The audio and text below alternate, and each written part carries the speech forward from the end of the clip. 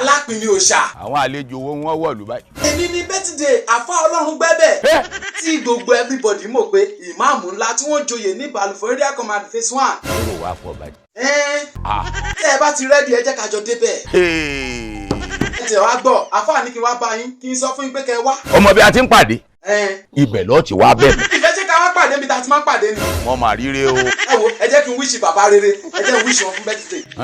Happy birthday to you, bàbá wa ńlá, àfa ọlọ́run gbẹ́bẹ̀, long life and prosperity. Ìgbà ọdún kan ni o, ẹ̀mí torí ọdún yìí, á torí ọdún tó ń bọ̀. Èèyàn ńlá ló máa ń ṣe nǹkan ńláńlá, àfa ọlọ́run gbẹ́bẹ̀ láti phase 1 títí dé phase 2. Bàbá everybody ló ń kí pé èyí tẹ̀ ìṣọjọ́ bí ẹ̀ ní ṣe nínú ìbànújẹ́, ẹ̀ ní ṣe nínú àárẹ̀. Gbogbo àwọn ọmọ yín, àwọn ọmọ aládùbáríkà tẹ̀ bí tọ́lọ́run jogún ẹ̀ fún yín. Gbogbo wọn ní kí n fàṣìkò kí n pé long life and prosperity. Ìgbà ọdún kan ni o, ní ìwòye ọdún tó ń bọ̀, Amẹ́ríkà, ìlú èyìnbó lẹ́tí máa ṣe.